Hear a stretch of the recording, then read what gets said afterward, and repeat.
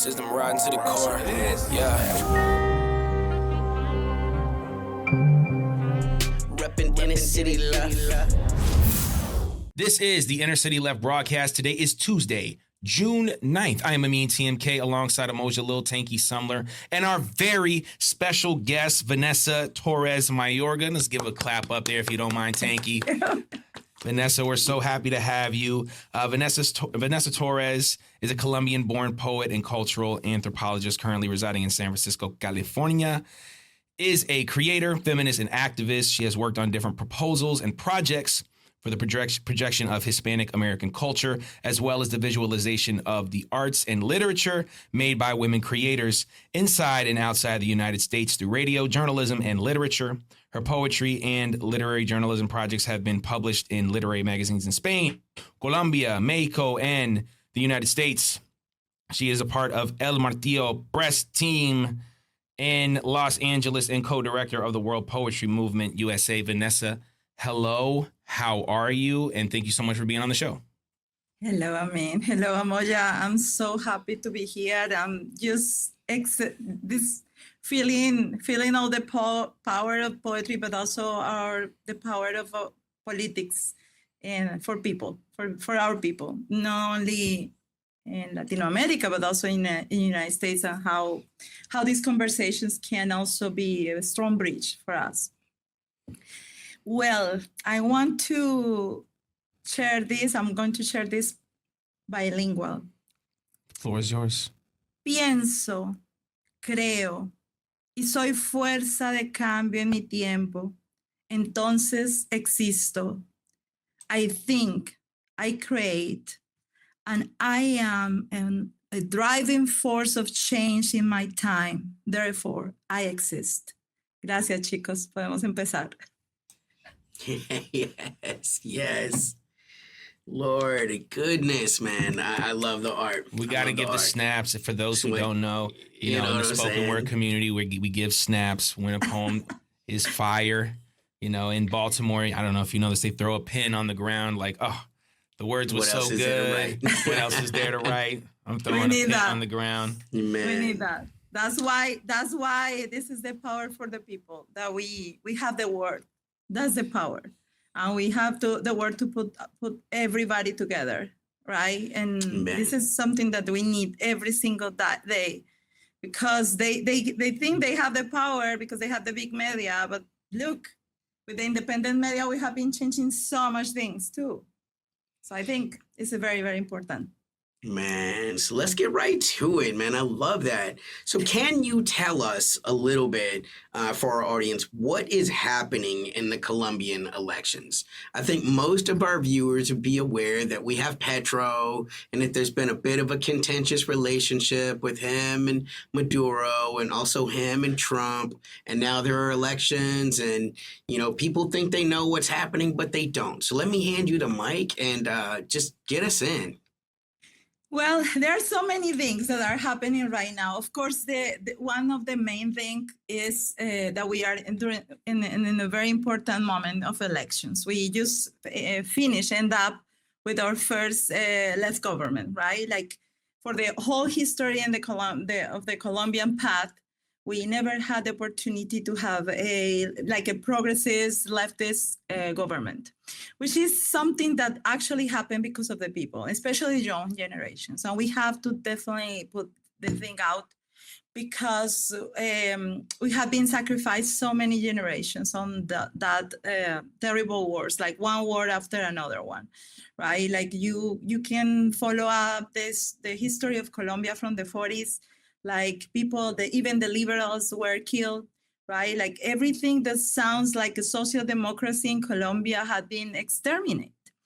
And the right works always together with if you trace the steps they take during the 20th century to do every single thing, it was every single thing linked to the United States and Israel. Something that we have to say, like, for example, during the 70s and 80s, the training for the paramilitary forces were made by people from Israel. So when we were able, like with this explosion of the social movements during the Duque presidency that was happening during the pandemic, the things get extremely worse, right? And even the left was kind of trying to figure out how to get together. Was the social movement who requests the huge change. Now, Petro was previously the mayor of Bogota. And during the time that he was the mayor of Bogota, he got persecuted from the oh my gosh. Well, he was prosecuted from the fiscals, from the judicial forces in Colombia. He was you cannot imagine. It was that strong persecution that Petro suffered that they pull out him from being a mayor in Bogota.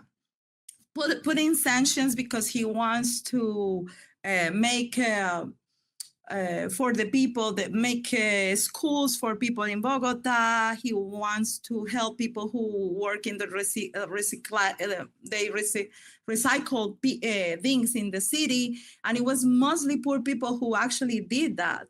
And the Uribe kids, they want a company who wants to get all the recycle business, and they want to pull out the poor people, poor families. So Petro, when he was the mayor of Bogota, he even bought trunks, like different things for them to work on that. And they sue him. They pulled him out of the being a mayor of Bogota because of that. So the young people in Bogota already defend Petro, and people in other cities, they saw what happened in Bogota, the changes that Bogota received during the time that Petro was the mayor. What happened after that is that the people was already kind of tired of this situation. So during the pandemic, exactly the same as happened in Chile, the young people become, like one of the most strong forces of mobilization. And everybody around the world who has been in exile, who has been persecuted, who decide to leave Colombia for many reasons, we got together. We say, well, finally around Petro, but not only around him, but he was kind of a strong character for that, like in the moment, but around this force that was kind of becoming not only social movement, like a political movement, everybody was kind of joined them, right? And this is what we call first Colombia Humana, that become a pacto histórico, because many other people from the liberal forces, but they are more like liberal on the left, from the Green Party, that they don't agree with the Green Party was trying to do, always be in the center and don't getting decisions, join the movement. And by the time during this social mobilization, we become a party, right? Of course, it was a fighting because they don't want to this movement become a strong left party, but it happened, and it grows, right? During these 4 years of the presidency of Petro, well, resist that against the Congress, because the Congress don't want to approve any change. He has to sign different laws by his hand, because they don't want the elderly to get extra support from the government. They don't want more money for the public education. As we know, the neoliberal project never wants anything public, but they want our taxes to put into the military or in their pockets. So what Petro had been doing is making this stronger and stronger, especially in the places in Colombia where now nobody went there before. So they count always with the poor people for, during the elections for the votes, but never going there really to change the situation, change their lives. So during this time also, the military forces have been changing the Minister of Defense, the Secretary of Defense, he decided to put there in front of the military, like all the militaries, is a person who is aligned with the Project for Life. Because as you notice, for many years, the militaries were aligned with the United States and Israel forces. So it was a strong change that happened even for their own young militaries, because the country give to them the opportunities to, they raise their salary, raise the opportunities, allow them to go to study, something that never happened before. Even for the same police forces, never they have the opportunity to do anything different than just waiting for a little bit of more of salary. So if you see what happened to the country year by year, it was, for one side, still fighting with the right, because they still there, they still powerful, they still owning many of the structure of the government, but at the same time working together with the people, right? Like, for example, you have areas as La Guajira, that is a kind of the corner of Colombia, between Colombia and Venezuela. Literally, people die for Thursday there, right? They are very, it's like a desert side of Colombia, very close to the Caribbean Sea. But people, kids die because they don't have water, they don't have food. And the past government, the previous government, there was a Uribista government, the Duque government, they even steal the money for the food of the kids, right? So many things happening during these years that just kind of put the people like, this is enough in the situation. And these years you will see the changes, right? Like there is a plan for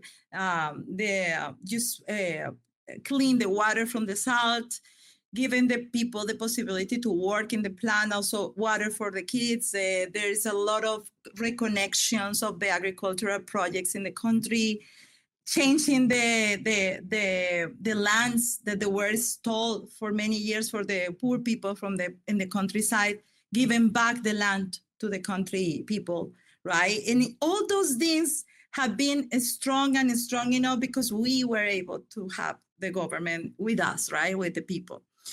Now you can imagine how all this situation become terrible for the people who always own the land, so who always have the rights to do whatever they want. Putting the limit also for the extraction and the minery was something that it was very, very important because of the gold minery. The pollution of the water gets everything terrible. So there were many laws approved that save the paramounts, the mountains, the rivers, right? So it's not just one project in the side of the economic change. It's a change in the culture of the country, right? So this is a little bit of that coming from our first presidency of Petro. But at the same time, it was like then the models of the political models in Latin America from the left, you have different perspectives, right? And I don't believe Petro was against Maduro itself. They don't have like, how to say, it was not his position to go against Maduro, but definitely what he was asking many times was how much the people in the country, in Venezuela, will have the support of the government in all in all the aspects that are important of the changes when the left assume the power, right? Like, is the redistribution of the wealth and the redistribution of the health, not only for building things, also for building this together with the communities, building this together with the people. So, of course, Venezuela had the terrible situation because of the sanctions of the United States, but you saw a lot of going only in some hands too, which is something that inside the Latin American leaders was also one thing to point out, right? Many people given a lot of reasons to the far right from Venezuela to have tools to take over the country, right? So yeah, it was not really serious opposition from Petro, but definitely he was extremely critical with so many things in during the Maduro time in Venezuela, but never stopped to criticize the all that happened recently when they put Maduro in jail. He has been asking for leave him free, and in many moments he has been meeting also with the new government in Venezuela to see how they can help, especially people in Venezuela. What we worry more, this is part of what happened in our history, because we have so much blood in Colombia. You guys, your independence movement was married, right? Like it was all part of the Bolivarian revolution. Of course, yes. What happened is, like, you know, we all were La Nueva Granada, right?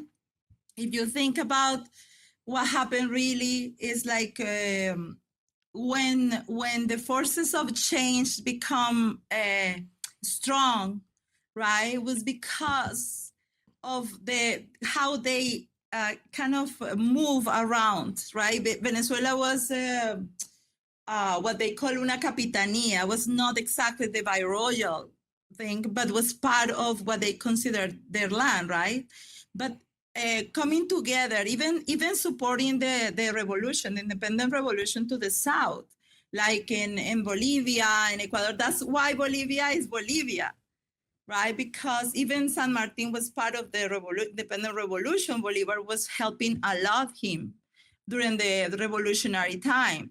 So getting independence of Spain was something super strong. Now we want, of course, to understand the situation with Bolivar, with Santander, San Martin, all the guys who participate in this process. But really, if wasn't because of the African people and the indigenous people, the revolution will never become real, because it was the strong part of that, the mestizos, right? All the people fighting together, really. And the problem with that is, sadly, the mentality who liberated us from the colonization of Spain is still be a colonial mentality. So we are experiencing now during this time one kind of awakening for just exactly liberate the mentality of the colonization from us, like respecting all the roots in our societies, right? Respecting our African roots, respecting our indigenous roots. One of the things that we have to count is we have the vice president was an Afro-Colombian woman, a strong political leader. That's why she was there, because she was fighting together during this all mobilization and before. Now, today we have Ivan Cepeda, who has been suffering all his life for the history of the violence in Colombia, together with one of the most strong indigenous leaders that we have, that is Aida Quilcue. And she is what we call the Mayora, because the Mayora is kind of the elder of the indigenous movement, and now she's the Mayora of the indigenous movement. And they have La Guardia Indígena, which is kind of imagine the indigenous army who has been supporting and take care of our government during all these 4 years.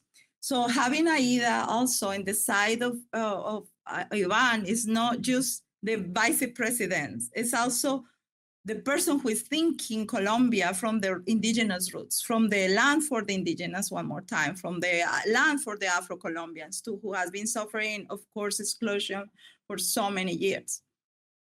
So yeah, of course, imagine, right? Like especially from the high class, the oligarchs, right? Very white, with this mentality of the Burgess perspective that we have to become Europe, right?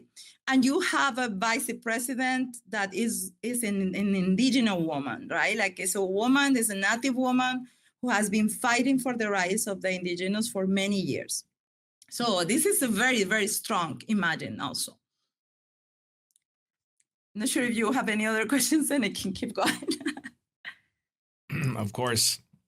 I wanted just to mention, because I know you were talking about sort of Zionism and its sort of how entrenched it is in, so many places in Latin America. I don't know if you can see, I have a free Nicolas Maduro hat on.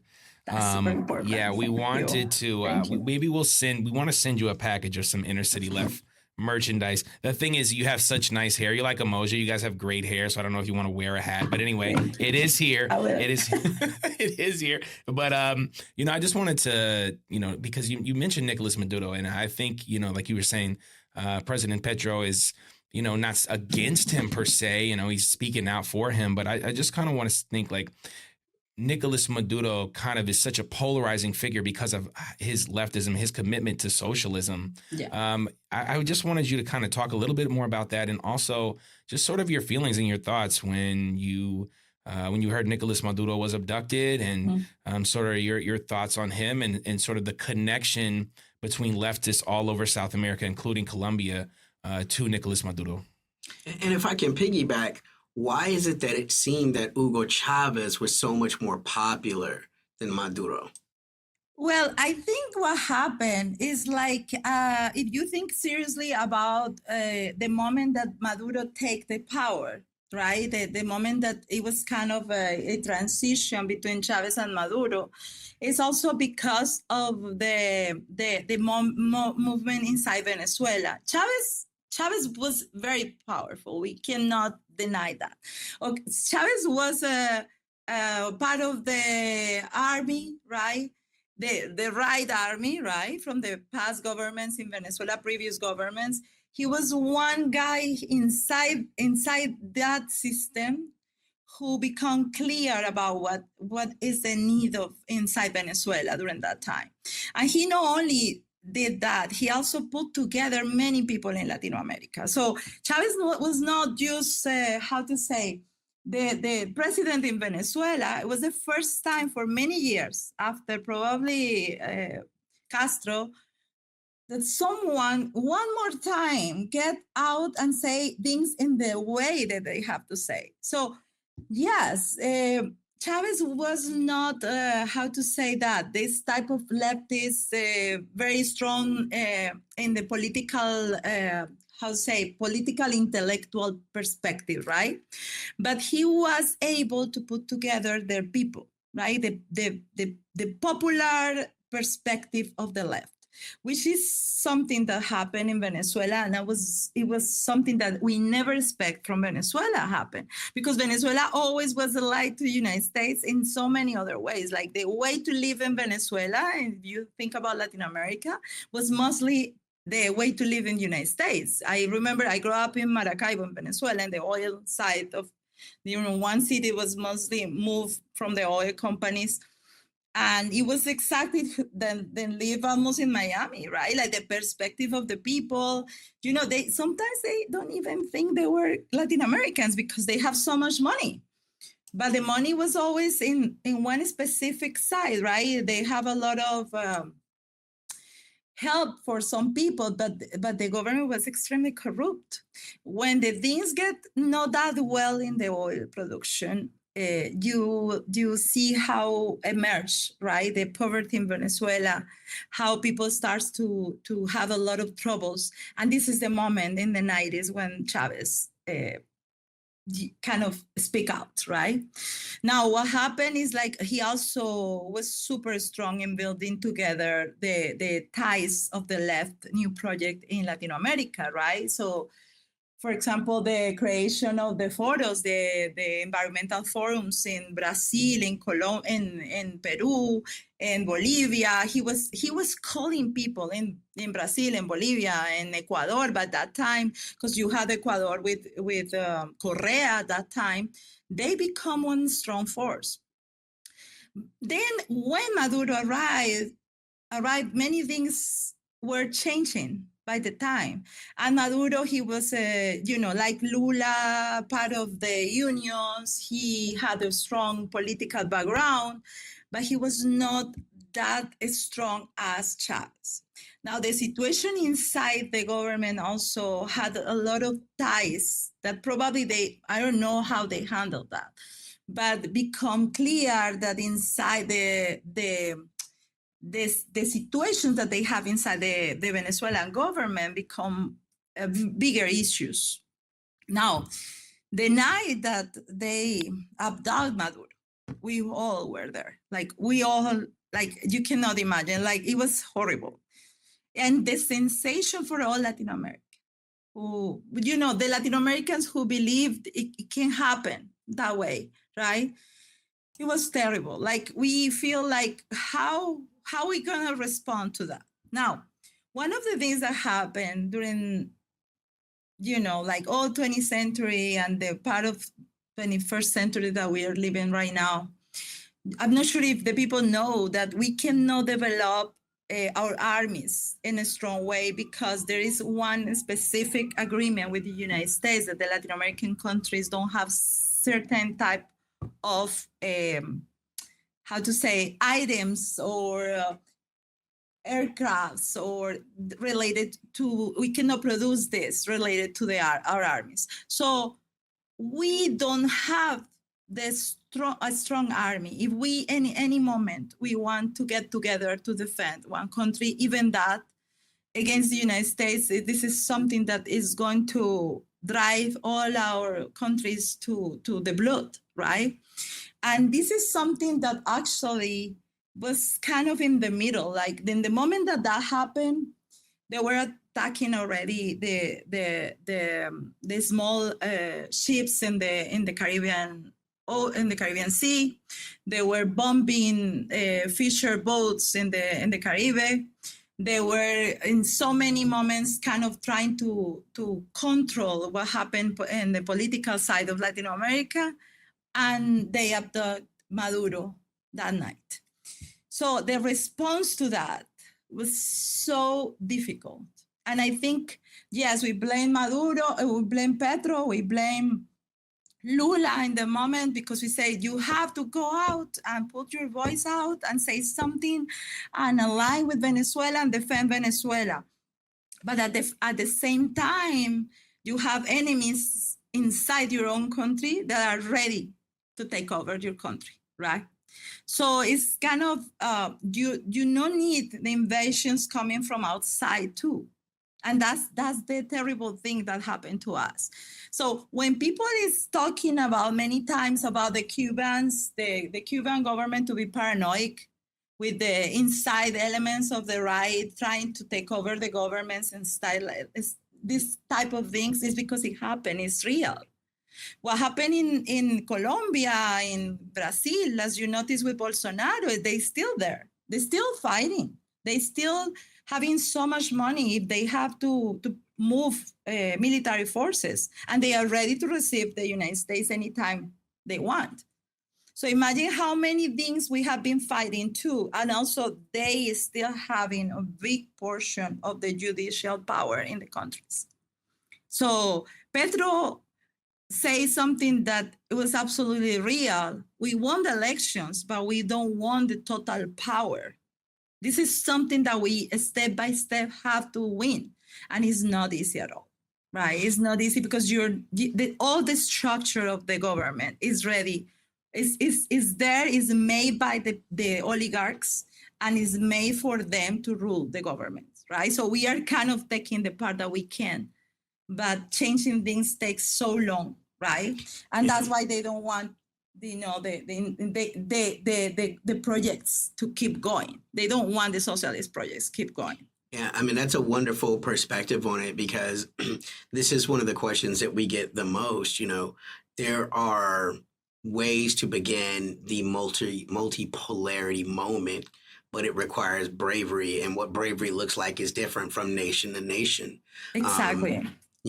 Like I have critiques for the way that Petro handled Venezuela. But when I think about who let me down the most, to me, the answer is always Lula.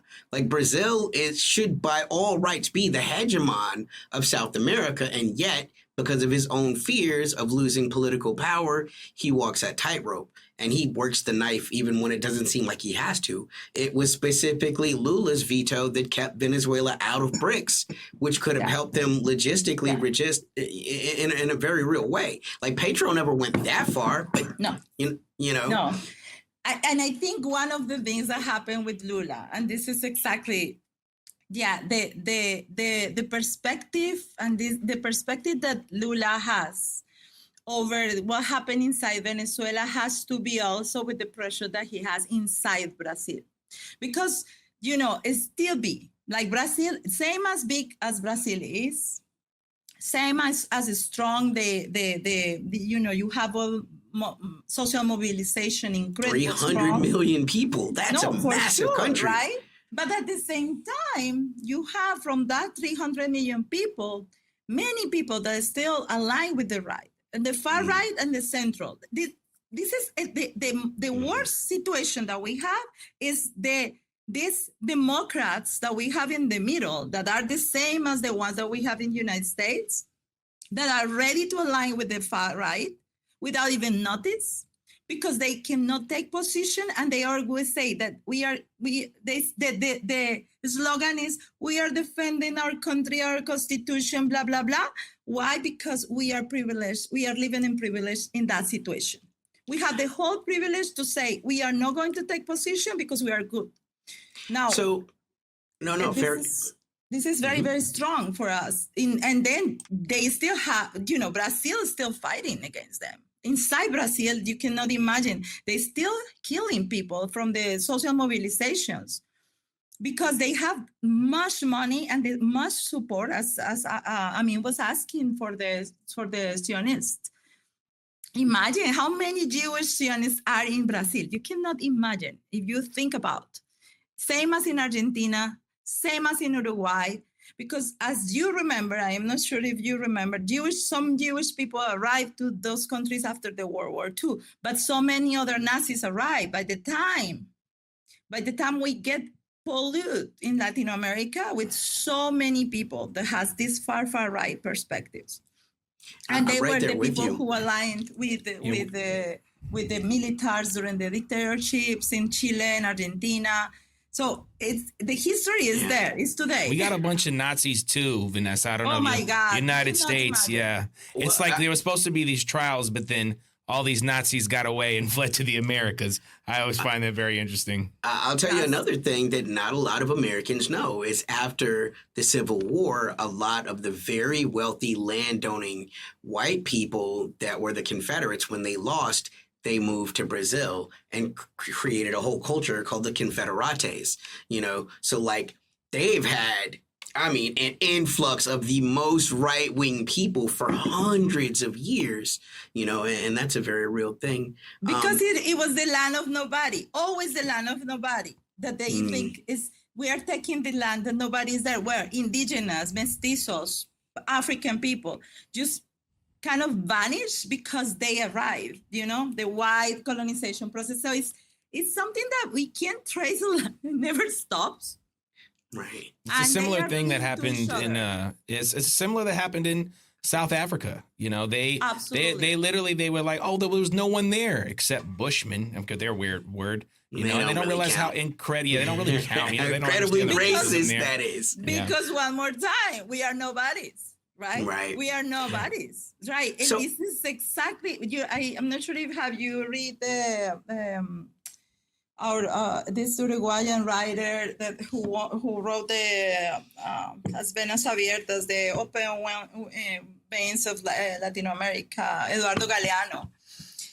And Eduardo Galeano has a poem about the no ones, right? Because he said, we always have been the no ones, right? Like nobody's living here. Nobody needs anything. Nobody's using the public system, right? Yeah. Yes, they have a war for us. So I have a question for you. This is one of perhaps the most, whoever you ask in America, you get a different answer. Can you help me understand what the FARC movement was in Colombia? In America, they're described as everything from just the other side of MS-13 to leftist communist to leftist that sold drugs to terrorist organization. Whereas I feel like in America, the American left has almost no real understanding about FARC because every source of data in America about them is compromised. And it's not only compromised; it's traced through the eyes of the Cold War, right? And the Cold War had to build like specific discourses, so you don't want to talk about that. Well, we have in Colombia, if you think about the history, not only the FARC, right? We have FARC, we have ELN, and we have M19, right? Most of the guerrillas that born in Colombia were during the after the civil war that happened between the 40s and the 50s. And what happened with that? Like when in the time that we become independent, right? By the time of the building the República, right? The most accommodated families and the most, how to say, conservative families, the owners of the land, the owners of the big, the small companies, the people who owns the country had a party. The party was the Conservative Party in Colombia. Imagine the Republican Party in the United States, right? But the people who wants to really build a liberal republic. Now, imagine that we have a democracy, but you have two models, right? The model of the United States and the model of French, right? The French Revolution that has the liberal perspective, but is a liberal perspective that in one point wants to build a social democratic society. So these people during the 40s, they were liberals, but the liberals who think about the country, that they have to change the country for the people. One of the leaders of that movement was Jorge Eliezer Gaitán. And Jorge Eliezer Gaitán was a middle-class mestizo guy who finally gave the face of the mestizos, more indigenous perspective, to the political perspective in the country. The first time, because if you see the pictures of all the people who actually was taking part of the Republican time at the beginning of the 20th century, end of the 19th century, they were white, right? So Jorge Eliezer Gaitán talked to the people in the language of the people and start to fight together with some other people who decide to create what we call today the Liberal Party. But the liberal were liberal, like liberal socialists during that time. Imagine, I think in my head is kind of this socialist side of the Democratic Party here, right? That they are not totally leftists, but they like the AOCs and the exactly, Mamdanis. They fight for the people, right? So he was traveling around the country, getting together with the farmers, getting together with the poor people, just pulling people together. And they want to build this party with the options that the Republica has, the democracy has, for fighting against the elections of the other people. Well, it was terrible because he mobilized the country, right? And they killed him. They killed him at the end of the 40s. They killed him and they almost destroyed Bogota. So all the buildings that we have from the 18th century Bogota, the center of Bogota was amazing. You know, the Bogota has a beautiful architecture. They destroyed that. They destroyed the cable cars. They destroyed everything, right? And they persecute the liberal people. In that way, I have to tell, we all have our grandparents persecuted for that people, right? They persecute, they built the first paramilitaries during that time. They called pájaros, that they were the birds, right? It's how they call, imagine today, they become águilas negras, like black eagles, right? But at that time was like blackbirds. During that time, they persecute everyone. Now, the worst part of that is you can put them parallel. The churches, the Catholic churches, were aligned with the conservative side. And they were the centers where they collect weapons, collect the tanks, whatever they want to do to against the people. So they develop one style of violence that you cannot imagine. When you read that, right, like it's terrible. Like the way that they kill families, they take over lands, they did horrible things. One of the orphans kids that they were left from this horrible history of violence was the person who created the FARC. and it was very crazy. He became orphan when he was like 12 years old, right? Trying to survive in the life, getting together and just going around by himself through the country, understanding what was happening. But he was not a person who had, how to say, a political formation, like political in the academia or something like that. He was just a fighter who get together because he believes they have to destroy that people who destroy everyone. So it became powerful, and in a moment, right, many other people came together with him to build that guerrilla. But that guerrilla was mostly liberal guerrilla, who become more aligned to the left of the time in the 70s by the time, but it doesn't have like, how to say, it has more roots in the country for people who decide to defend themselves, right? Now, then you have the ELN, who has more roots in people who were more like, intellectuals, people who came from the universities thinking about that the society don't allow them to fight in any other way. Like they cannot become a political party because they got destroyed. So they hide themselves, they start to fighting. But at the same time, when you see, like after 20 years, 30 years of fighting and they have to survive, the situation becomes very absurd, right? Because in the way to survive, they got money from the narco traffickers. Now, we have to say, there were money from the narco traffickers everywhere. Everywhere. Like you cannot like put in the eyes in one side and then another one. All the government receive money from the narco traffickers. And they want also our government to become a mafia government, because in that way, they will never get punished from the judicial process, right? Like never had troubles. By controlling the power, they have all the freedom to do whatever they want. And it's exactly what happened when Álvaro Uribe became president of Colombia. Because he is absolutely linked to the all mafia in the country. So people is saying, yes, the FARC, and I say, yeah, but not. Now, don't say that the leftist people don't argue with them, don't criticize them. That's why they become less and less strong, because people don't believe they were able to change anything. By the time they put bombs in the middle of the oil pipes and they destroy the environment, they kill people. They kind of starting to act stupid, right?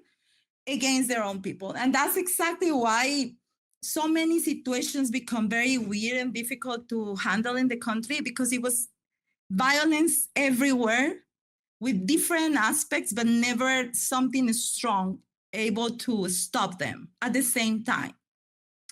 Well, in the 80s appeared then M19, and it was an urban guerrilla, right?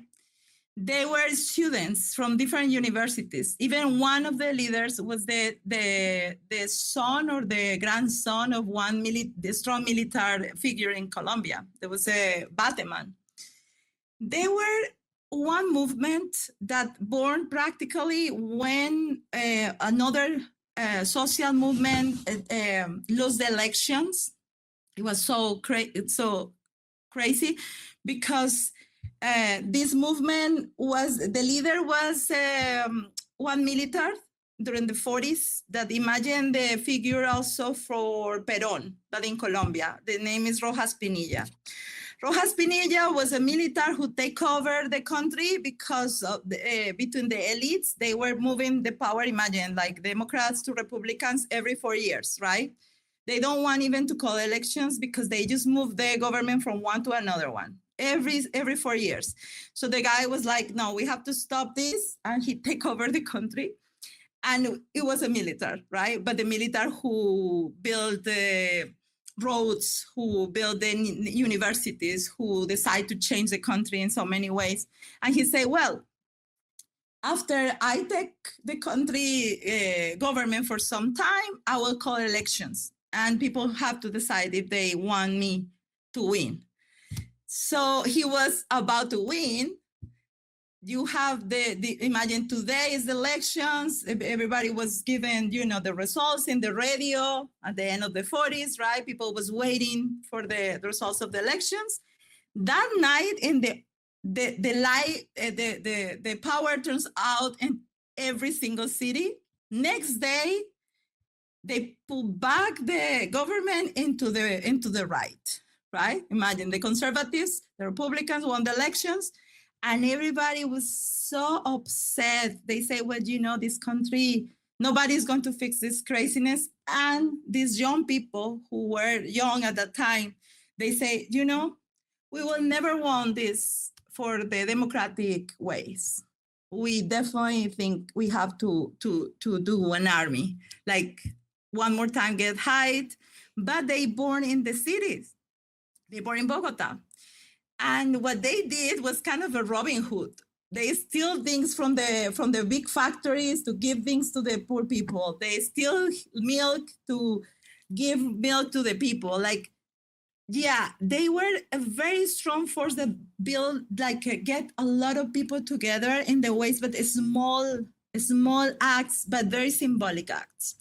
They were the people who stole the Bolivar plate. they were into the presidential house and instilled that thing. That's why Petro had that as a symbol of his government. Well, Petro was part of that movement. He was not fighting like in the army itself, but working together with people, right? But during the 80s and 90s, because the situation became that impossible to handle, the M19, they decide to make a peace agreement. And they say, well, we want to make a peace agreement because we all are killing each other. There is no sense of this. We want to make this peace agreement with the only condition that you allow us to become like a political party. And we want to call a constitutional election, new constituyente, what this is getting together to reform the constitution that we have from the 19th century. And they say, this country needs a new constitution because the constitution was made for people who only believes the oligarchs and the landlords have all the rights. And this is not the same country. So the government at the time, they accept the conditions and they call it constituyente. So it was a huge movement in the young people in the 90s, like people was, promoting the constituyente, trying to change things, and they actually changed our constitution. It was the first time in the Colombian constitution they recognized the rights of the Black people, the indigenous people, the territories of the indigenous as a places for like, nobody can put one hand there, right? Like, the environmental laws for the first time, the women's rights, right? So many other things. But, you can have an amazing constitution, but you are not having actually someone who can handle that. So the night before the presidential elections, they knew one of the big leaders of the M19, there was Carlos Pizarro, the father of one of the women who is part today of Pacto Histórico, the girl who actually put the presidential band in Petro the day that he got elected. The night before the elections, he got killed in the airplane, inside an airplane. So one more time, right? So the next day, people was in the streets. We all cry. I remember that because I was like 11 years old, destroyed my heart because I saw everything happen, the terrible thing. And it was terrible because I have the same age of Maria Jose Pizarro, his daughter. And I saw her like me. I say, what happened if they kill my dad, right? One night, and the dad who wants to change the country, and he was a poet. He was always talking, like they have one phrase that says, we want to change Colombia for don't allow the life being killed in the spring. And he got killed in the spring.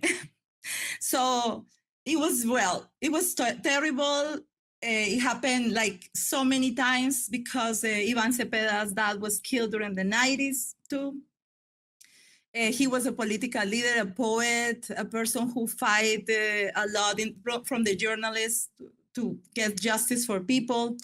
During the 90s, when Álvaro Uribe, at the end of the 90s, when Álvaro Uribe got the presidency, it was like they give him the hand to handle from the government all the corruption that you cannot imagine, and all the power for the paramilitaries.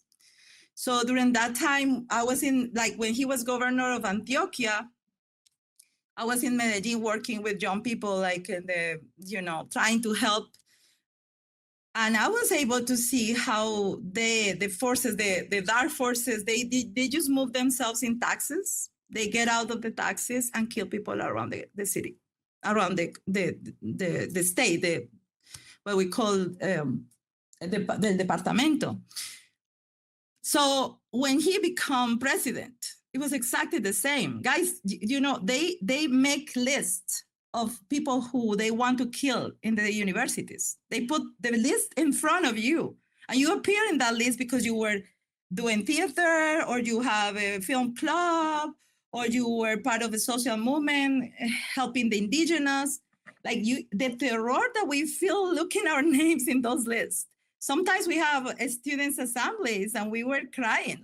We say, who is going to be the next one, right? So 90s for us means narcotraffic, bombs everywhere, like growing up in a country you don't have any rights, right? Terror everywhere, right?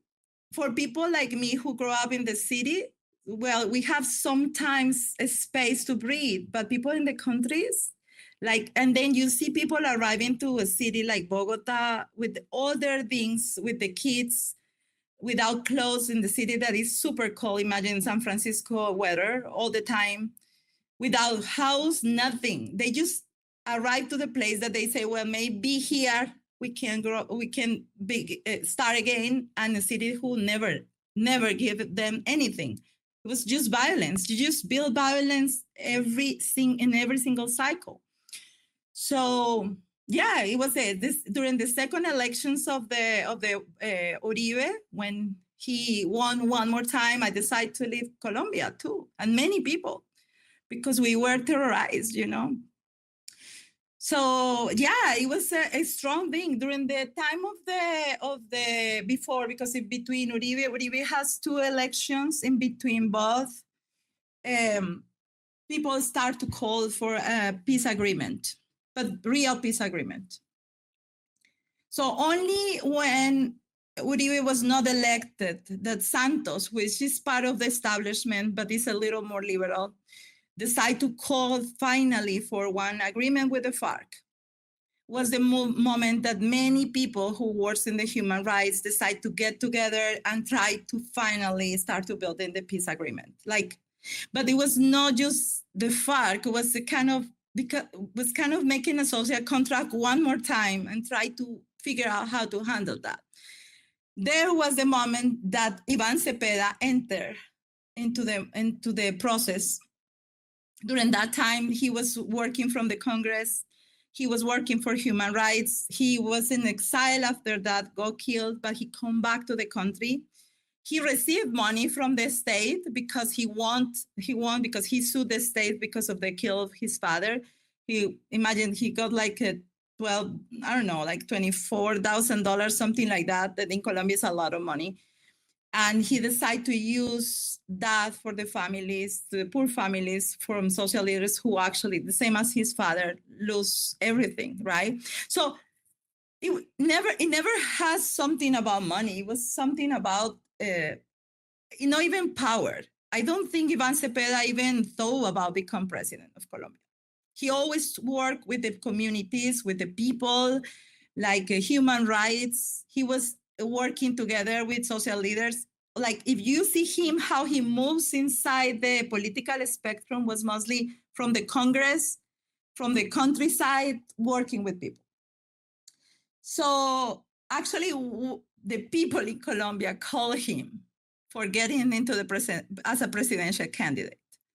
We asked him to decide to say yes, because we knew we knew we need someone really, really strong, like in Colombia, to get the project once Petro finished. And it's strong in another ways. You see Petro is more vocal. Petro is more like, he's the big speeches. No, Ivan Cepeda is a philosopher, right? He is a person who is more like in the structure, try to tell the people what is the with words with strong meaning, right? And don't have this, it's not that figure, but it's a figure that everybody loves because you can be related to him, right? That's why even you see now in the Colombian campaign, you see even the K-poppers are helping him. And it's so beautiful, right? Like we say, how, like I never thought about that, but this is exactly what is happening. The young people is taking the campaign. Like they are taking over the campaign in every single city, every single little town. So yeah, it's a social movement who is building this. So that's why we have so much hope. Because, these last 4 years, having like 10% of violence for us is nothing, Of course, people are still exposed to so many things, but having in the government someone who's talking about life, environmental respect, women and LGBTQ plus respect, right? Like, no, now today you don't have people calling to kill people in the streets because they are homosexual, right? It's like having the government in our side is having the rights for the people.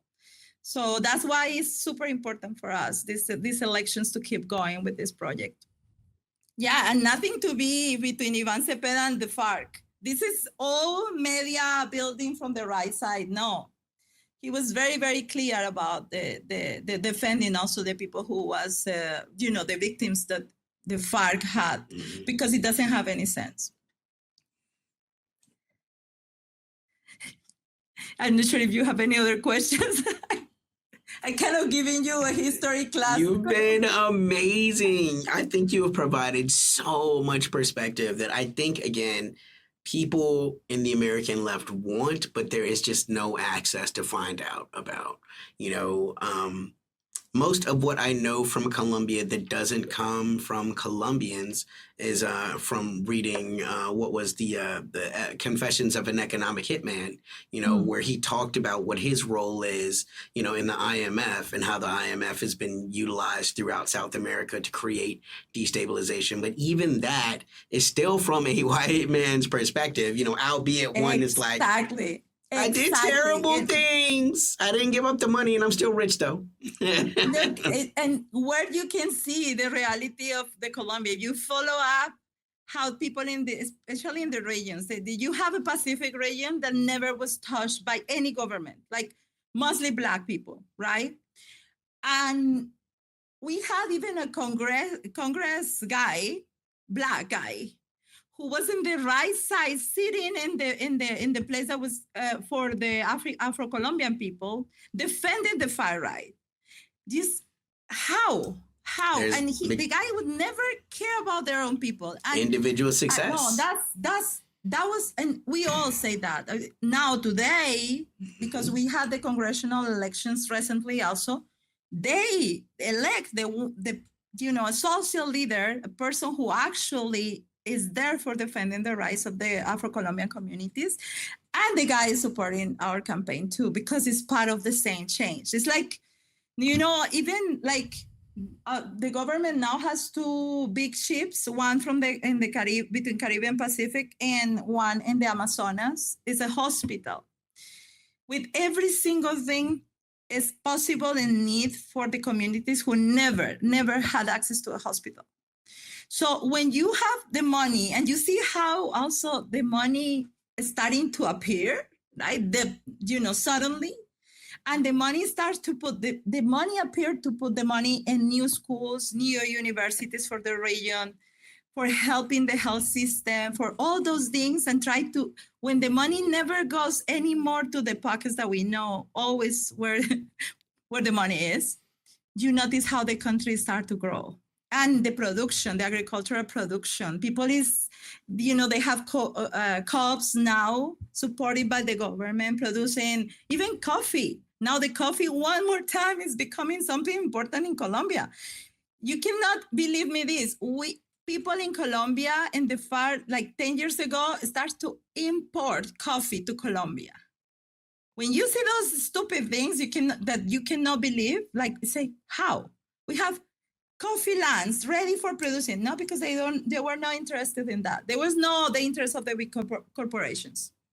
And this was something that happened also in Mexico. They were talking about they were importing beans for some reason. They have a wonderful,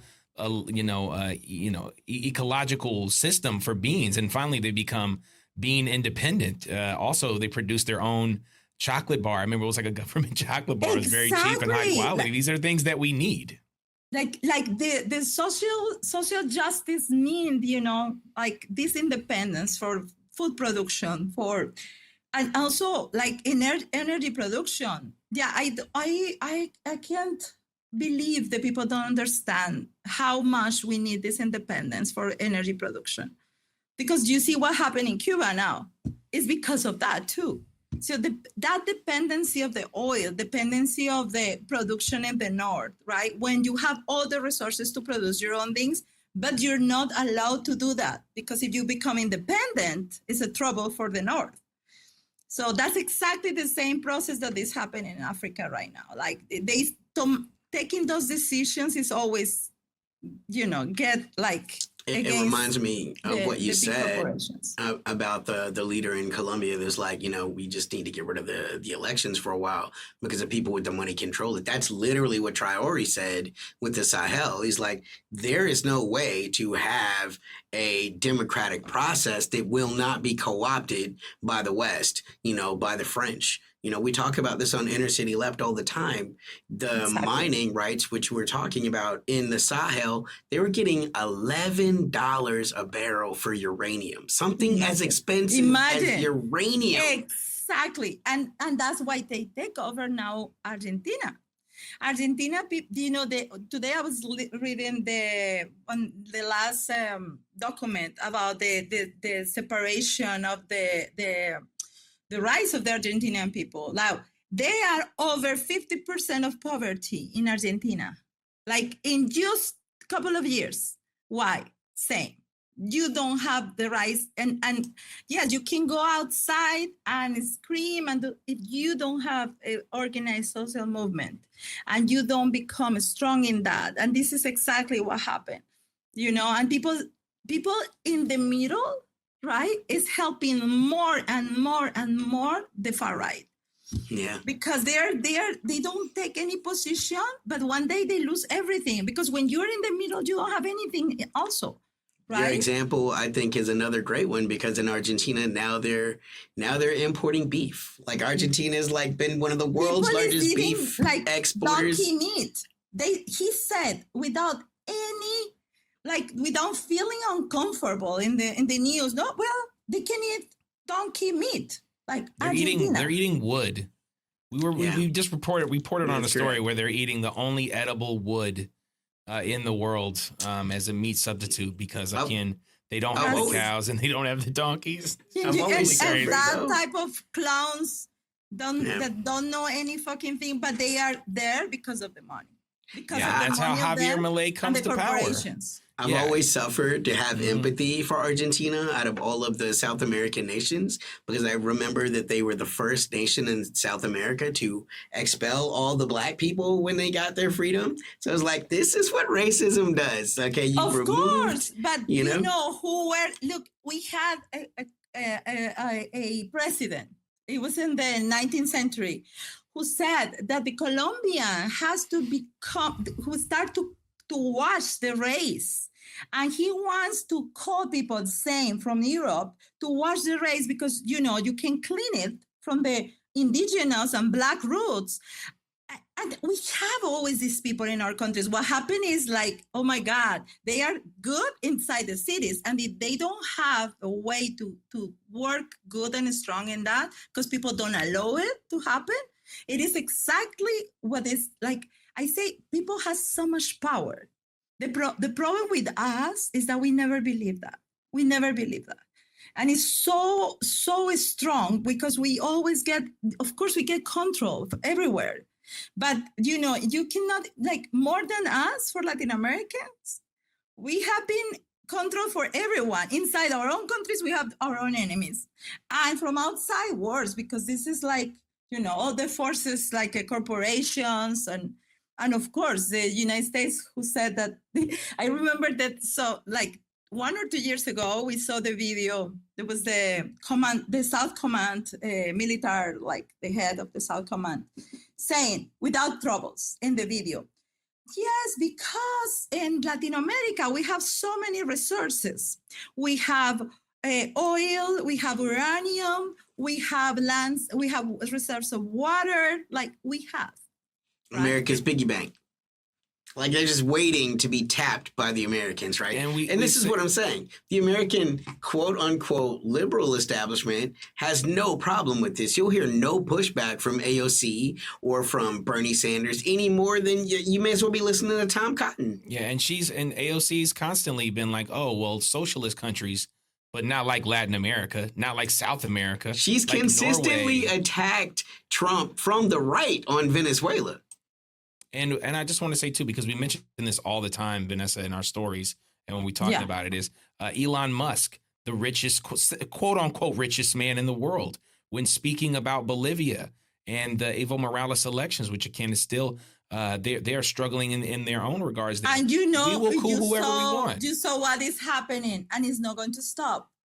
The indigenous coming from the Sierras, they are there. And when you see that happen, they prefer. There is a song in Colombia, the indigenous have the indigenous army they have, and they say, we are going to fight even if we die because our kids will be free. See, and we are going to keep fighting because if we don't do that, we are going to be slaves forever. And you listen to them singing, and I cry every time they are, because, in every mobilizations, they are there singing very strong. And you see Bolivian indigenous, Bolivian farmers, Bolivian country people, they are the people who is the force right now. The people in the Sierras in Peru, the indigenous people in Peru, the people in the small towns in Peru is the people who elect Sanchez yesterday. And yes, they want to say it's a small portion. They cannot, in the reality, probably there is a strong fraud. There's a strong stealing in the polls, right? But they cannot hide anymore because they know people is going to get crazy if they steal one more time the elections. There are moments in that they cannot do that because it can be worse. And this is exactly what we have to show, right? It's not, because we see people in the streets, we see people fighting, people in the conversations, people is so, it's feeling terrible about this, that how long it takes, right? Yeah, I think this is very, very important for us. We Latin Americans, we try to keep these conversations, but guys, definitely, I think people in the United States have the opportunity to have more conversations with the Latin Americans because you're suffering the same thing inside. And I tell people, inside the United States, you have the third world that they talk so much inside, with no rights, with poor schools, with no one desk for students, with no health service, inside the United States. So don't come in to tell us that this is like the paradise, because it's not real. We have the United States militia all over our neighborhood. We have police on every single block. You cannot go a single block. We live not too far from a very historic area. It's Martin Luther King and Malcolm X. They intersect. And in that intersection, there is a drugstore, a gas station, a church, and a Popeyes. And it goes to show, sort of, even though in the quote unquote richest nation in the world, the poverty is extreme. We are now over 900,000 homeless people here in the United States. Exactly. So exactly. Yeah. It's the land of the free, right? Please, but San if Francisco. Everybody living in the streets, and you have houses of $4 million in the side, right? That with nobody living in them. And if you're in DC, it's the second house or the third house, right? Mm-hmm. Yeah. And if you're in DC, if you're a black youth, right, you can now be criminalized simply for being out past a certain time, right? You're not doing anything that's by any other way illegal, but simply being out can expose you to the violence of law enforcement. It happened in Medellin during the times of the narco traffickers, and they say if you are young people and you stay outside after 10 p.m., they call social cleaning in Medellin. It's one generation. Look, at the end of the 90s, we count almost one generation in Medellin got killed. Like, how you are allowing that to happen? And Mr. Uribe Vélez is from Medellin. How you can do that without any, like, don't feel any fucking thing? You know, like, I'm sometimes when I listen to them, I like, because it's the same people. They don't care. They don't care about humans. They just care about their pockets, how much they can get. I don't know for what at the same time, right? Like, you know. America has a type of leader they like. I mean, this is Zelensky, right? You know, this is why the Russians are saying, are they going to fight us to the last Ukrainian? Like, we're trying not to kill them all, but apparently Zelensky's willing to sell every Ukrainian. Every single person, because so he can keep his grip a little longer. You cannot let breathe. One more time, because if they breathe, they will help others. And so you have to do whatever is possible for nobody to get inside. And one of the situations right now in Latin America, what happened is like the development of the industrial side together with China has been a strong thing in Latin America. It happened first long time ago with Correa. The time of Correa, two governments. Ecuador was like, you cannot imagine the country.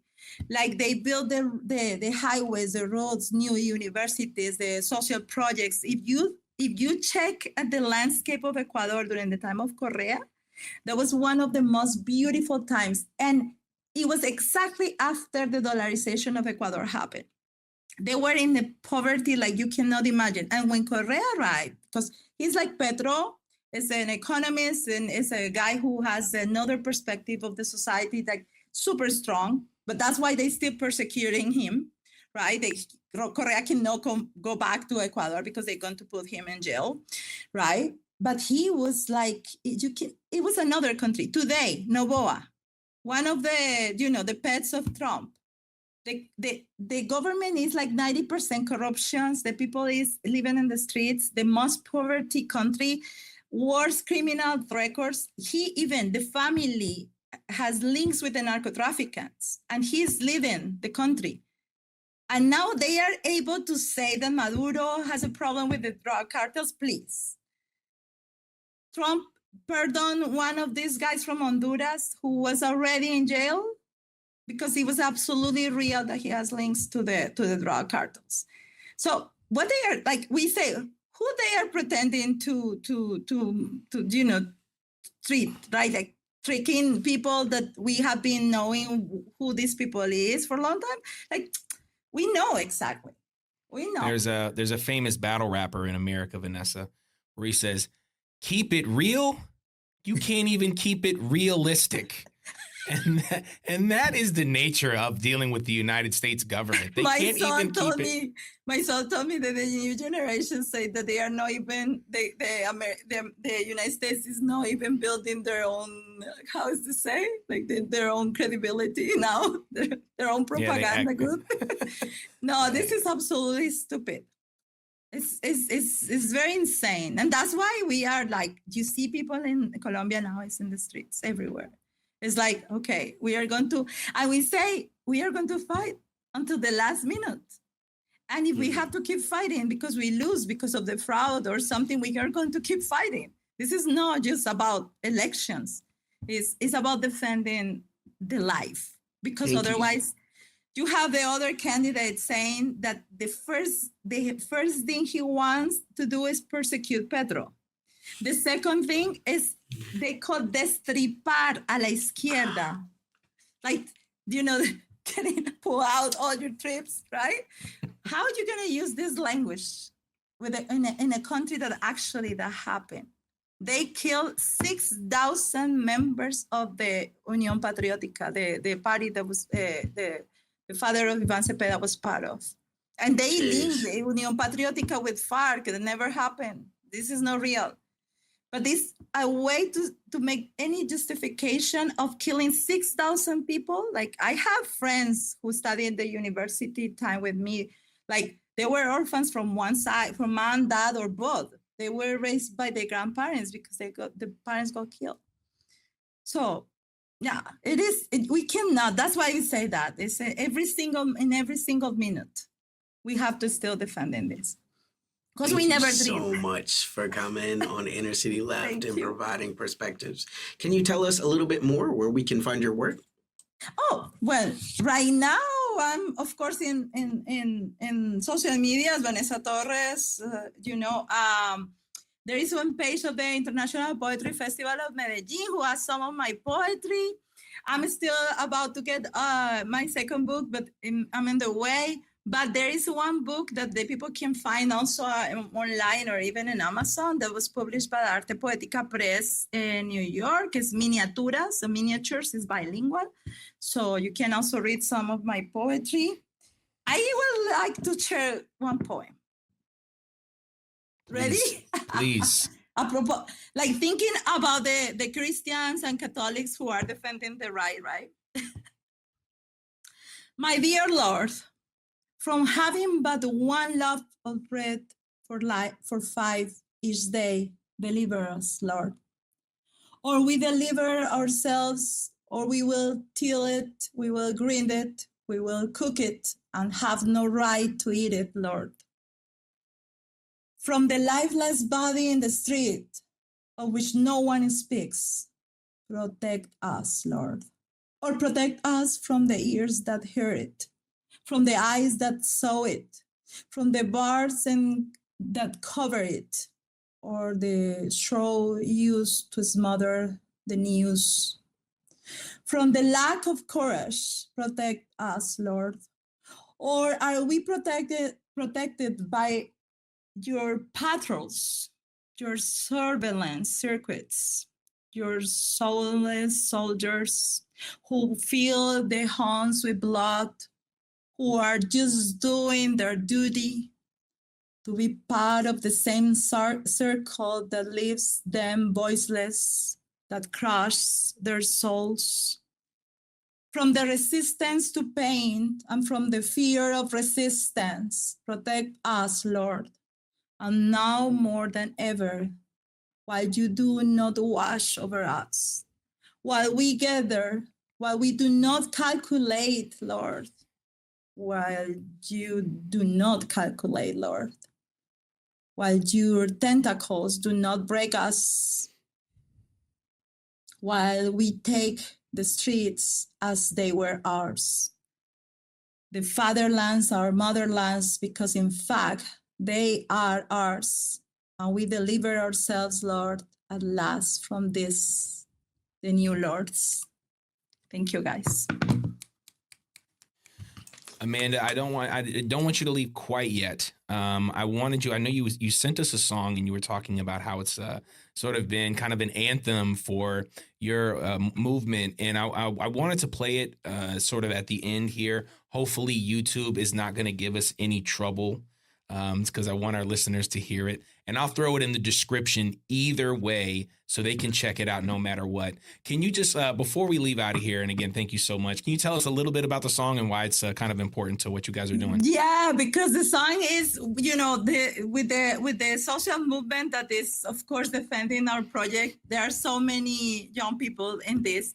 And this is like a rap band. There has been also young people traveling all over the world. But the most important is that they take a very strong political position. And this song lyrics says mostly like, we can be drunk, but never fascist.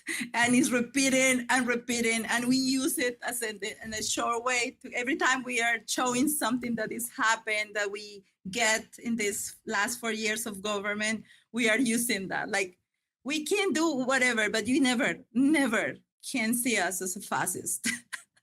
Because this is against that we are doing right now, every single thing together now. It's a very, very difficult, but we have to keep going. Gracias, Amin. Thank you. No, thank you, Vanessa. I hope you come back. I'd love to do this again. And I really appreciate your work, and I really appreciate us being able to get you on today. I want to just say, real quickly, everything will be in the description. We're radical artists. We're leftist artists. And it's a difficult thing to do because, like you mentioned, I say this all the time, and Michael Parenti actually mentioned this. If we wanted to be successful, we would just be capitalists. So because we're leftist artists, we always move towards sort of a socialist movement, more a communist movement, a leftist movement. So we're never as inclined to talk about the money, but it is important to support poets like Vanessa, people on El Martillo Press and things of that nature. So we'll have everything in the description. Again, thank you so much, Vanessa. Thank you. For Emoji Lil Tanky Sumler and Vanessa Torres, I am Amin TMK. This is the Inner City Left broadcast. Peace. Peace. Thank you.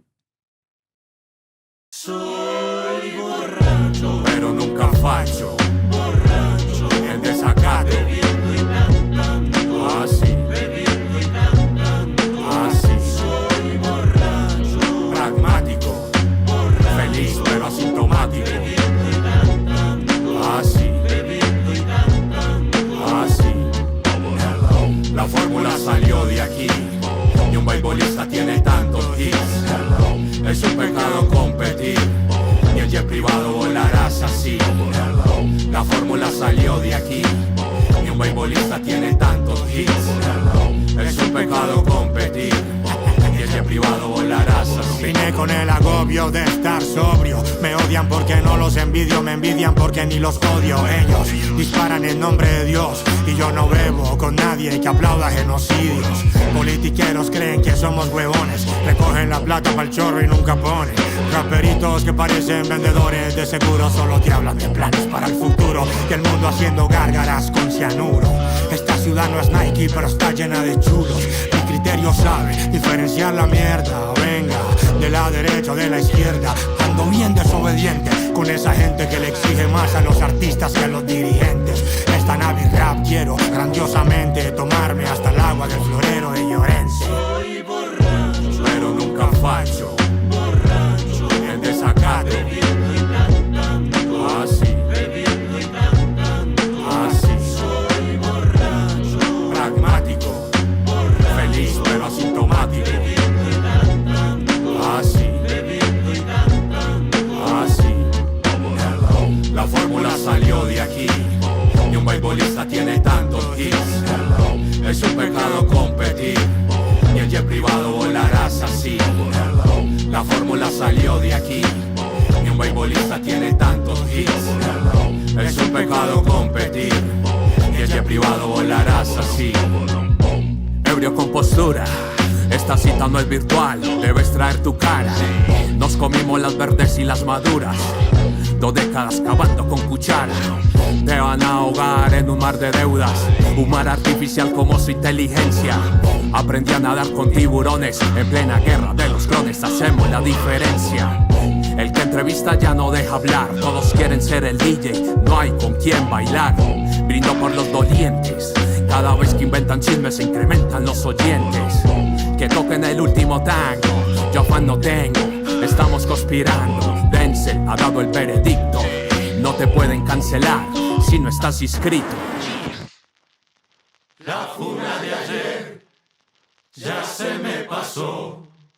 Esta es otra funa que hoy traigo yo. Soy borracho, pero nunca facho. Borracho, en desacato. Bebiendo y cantando. Así. Bebiendo y cantando. Así. Soy borracho. Pragmático. Borracho. Feliz pero asintomático. Bebiendo y cantando. Así. Bebiendo y cantando. Así. Qué pena, compañeros. Este grupo es una gaminería.